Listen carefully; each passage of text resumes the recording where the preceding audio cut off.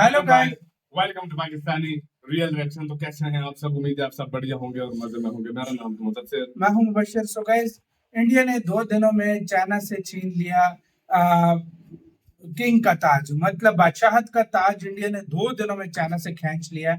जो चाइना पूरी दुनिया में नंबर 1 था, आज भारत बन गया। किस मामले में हुआ, सब कुछ जानेंगे इस वीडियो के अंदर। हिंदी नॉलेज शो का वीडियो, इनकी वीडियो का लिंक मिल जाएगा डिस्क्रिप्शन में। काउंट करते हैं 3 2 1 एंड स्टार्ट। नमस्कार दोस्तों, स्वागत है आपका हिंदी नॉलेज शो में। तो दोस्तों, भारत ने मात्र 2 दिनों के अंदर दूसरी बार चीन का नंबर 1 का ताज छीन लिया है। और जो ये दूसरा ताज हमने छीना है ना, ये भारत के आज तक के सबसे मुश्किल कामों में से एक था। इसका कारण ये कि इस मामले में चीन की बादशाहत पिछले लगभग 40 से लेकर 45 सालों से कायम थी और कोई भी देश चीन की बादशाहत नहीं खत्म कर पाया था। चीन लगातार नंबर 1 रहता आ रहा था, लेकिन भारत ने ऐसा जबरदस्त पटका है चीन को कि चीन को समझ नहीं आ रहा कि उसके साथ हुआ क्या है। लेकिन भारत ने ये करके कैसे दिखाया है और किस मामले में भारत ने पटका है, ये इंपॉर्टेंट है। तो मैं आपको ये सारी चीजें बहुत ही विस्तार से और आसान भाषा में बताने जा रहा हूं। लेकिन उससे पहले आप सभी लोगों से रिक्वेस्ट है कि जिन भाइयों ने अभी तक भी चैनल को सब्सक्राइब नहीं किया है तो प्लीज सब्सक्राइब जरूर कीजिएगा। चलिए वीडियो की शुरुआत करते हैं। तो दोस्तों, कल रात मैंने आपको वीडियो बनाकर बताया था कि भारत ने डिजिटल पेमेंट ट्रांजैक्शन के मामले में चीन को करीबन 5 गुना के अंतर से हराकर इतिहास रचा है और भारत ने चीन की बादशाहत खत्म करी है डिजिटल पेमेंट ट्रांजैक्शन में। क्योंकि अब से 3-4 साल पहले तक चीन इस मामले में नंबर 1 हुआ करता था, लेकिन भारत ने चीन को रिप्लेस किया है। लेकिन बात सिर्फ यहीं तक सीमित नहीं है। भारत ने सिर्फ एक मामले में चीन की गद्दी नहीं छीनी है, आज भारत ने एक इससे भी बड़े मामले में चीन का नंबर 1 का ताज छीन लिया है। और आप जानकर हैरान होंगे कि चीन करीबन 40 साल से इस मामले में नंबर 1 था। ऐसे में चीन को हटाना एक बहुत ही मुश्किल काम था। लेकिन ये काम क्या है? दरअसल भारत ने चीप मैन्युफैक्चरिंग कॉस्ट के मामले में चीन को बुरी तरीके से हरा दिया है। चीप मैन्युफैक्चरिंग कॉस्ट मतलब ये कि अगर किसी देश में कोई फैक्ट्री कोई सामान बना रही है, उस सामान को बनाने की कीमत क्या होती है, क्या लागत है। उदाहरण के लिए फैक्ट्री को दी जाने वाली बिजली की क्या कीमत है, वहां पर जो लोग काम करते हैं उनकी एवरेज सैलरी कितनी है, इसके अलावा पानी का कितना खर्चा होता है, सरकार के टैक्सेशन कितने हैं, इन सभी को कैलकुलेट किया जाता है और तब निकलता है मैन्युफैक्चरिंग कॉस्ट। और जिस देश में जितनी कम मैन्युफैक्चरिंग कॉस्ट होती है, दुनिया भर की कंपनियां उसी देश का रुख करती हैं और उसी देश में अपनी फैक्ट्री लगाती हैं। और आपकी जानकारी के लिए बता दूं कि पिछले 30-40 सालों से चीन दुनिया की चीपेस्ट मैन्युफैक्चरिंग डेस्टिनेशन बना हुआ था। चीन में किसी भी चीज की मैन्युफैक्चरिंग करना सबसे सस्ता माना जाता था, क्योंकि जो कच्चा माल है वो आसानी से उपलब्ध था, कम कीमत में उपलब्ध हो जाता था।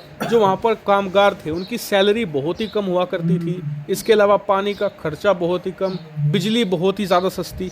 इन सभी कारणों की वजह से चीन एक बहुत ही बढ़िया मैन्युफैक्चरिंग डेस्टिनेशन बना हुआ था। लेकिन अब जो रैंकिंग निकलकर सामने आई है, इसने तो सभी के तोते उड़ा दिए हैं, खास करके चीन के। और सबसे इम्पोर्टेंट बात आप ये नोट कर लीजिए कि जो रैंकिंग मैं आपको बताने जा रहा हूँ ना, ये 2 सालों की है, 2022 की, यानी कि पिछले साल मैन्युफैक्चरिंग कॉस्ट क्या रही और इस साल क्या रहने वाली है 2023 की, ये दोनों की रैंकिंग है। तो चलिए टॉप 5 जानते हैं। तो 5वें नंबर पर सबसे चीपेस्ट मैन्युफैक्चरिंग डेस्टिनेशन रही है फिलीपींस। जी हाँ, फिलीपींस ने 5वां स्थान कब्जाया है।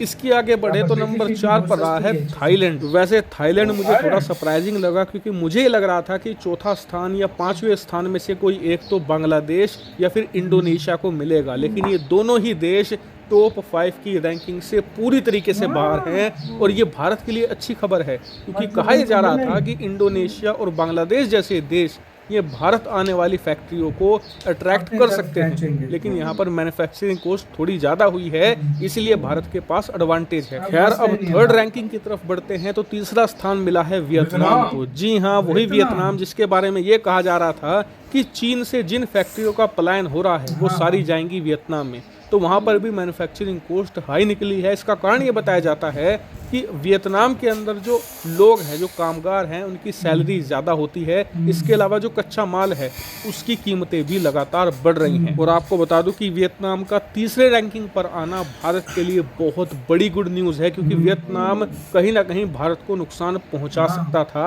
मैन्युफैक्चरिंग फैक्ट्रियां अट्रैक्ट करने के मामले में। खैर, अब नंबर 2 पर बढ़ते हैं तो दूसरा नंबर मिला है चीन को। जी हाँ, चीन की नंबर 1 की बादशाहत खत्म हो चुकी है और ये नंबर 2 पर खिसक चुके हैं। और नंबर 1 किसे मिला है?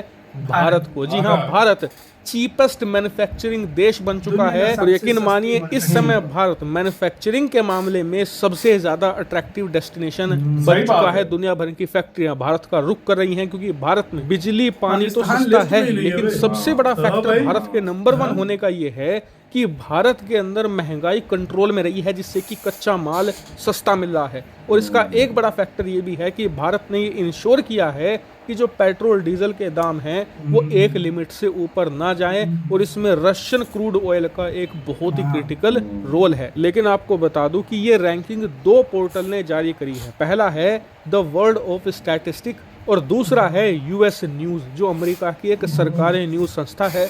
और दोनों ने ये बताया है कि भारत चीन से आगे तो निकल गया, लेकिन भारत और चीन के बीच में मार्जिन अभी बहुत ही ज्यादा कम है।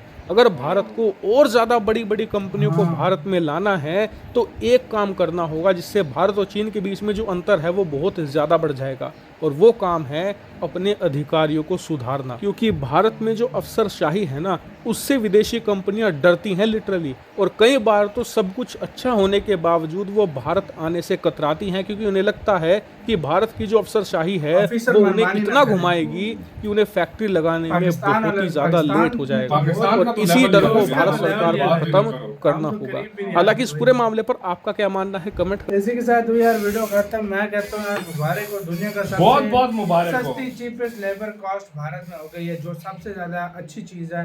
और भारत अभी बहुत तेजी से, भारत के अंदर आपको कंपनियां और ऑलरेडी इतनी ज्यादा आ रही हैं और अभी और आती हुई आपको देखेंगी। किसी ने सोचा था कि यार इंडिया इतनी जल्दी चाइना को, यार 40-45 साल बहुत आज चीज से होती 6 है। साल पहले लोग बोलते थे ना, मैन्युफैक्चरिंग कॉस्ट में अगर भारत जल्दी क्रॉस कर देगा, हाँ। तो खुद भारत के लोग बोलते थे कि भाई क्या मुश्किल बेवकूफ लगता है, हो गया, क्या मुश्किल लगता है। बेवकूफ हो गया तू, वाकई। चाइना को हम कैसे क्रॉस करेंगे, ये करेंगे वो करेंगे। खुद ये भारतीय लोग बोलते थे कि हम नहीं क्रॉस कर सकते। बिल्कुल। और आज देखो, भारत ने मात्र मतलब कुछ सालों में बैंड बजा के रख इससे दिया। पता है एक और बात भी है ना, देखो उधर की इंडिया ने स्कीम्स बहुत सारी निकाली है। वो जिस तरह PLI स्कीम थी कि बहुत सारी है, बहुत सारी। देखो बिजली उधर सस्ती है, बिजली जाती नहीं है, हर टाइम बिजली होती है, गैस सस्ती है, होता है, पानी उधर है, सोलर अच्छा, का सारा कुछ इंडिया में उधर कर रहा है, सस्ती बिजली मिल रही है, फैक्ट्रीज को सब्सिडीज दे रहा है भारत गवर्नमेंट। मतलब इज ऑफ डूइंग बिजनेस बहुत आसान हो गया और उधर। सबसे बड़ी बात, यंग जनरेशन जो कम पैसों पे काम करने वाले, बिल्कुल है, उनकी जॉब भी क्रिएट हो रही है और उनको जो है ना आगे फायदा भी हो रहा है। और मतलब चाइना से कम सैलरी लेने वाली है। तो ये यार एक अच्छी चीज है। और भारत में कंपनी जैसे जैसे आएंगी, अनएम्प्लॉयमेंट खत्म होगी, भारत में पैसा और ये अच्छा संकेत है अगर देखा जाए ना, तो ये एक फॉरेन इन्वेस्टमेंट की तरफ एक कदम और इंडिया तेजी से बढ़ गया कि तेजी से इन्वेस्टमेंट आएगी। आपका कैसे इसके ऊपर क्या कहना है, अपनी राय आप लोग कमेंट सेक्शन में दें। आप क्या सोचते हैं? वीडियो खत्म करते हैं, हमने बहुत ज्यादा ख्याल रखना तो है।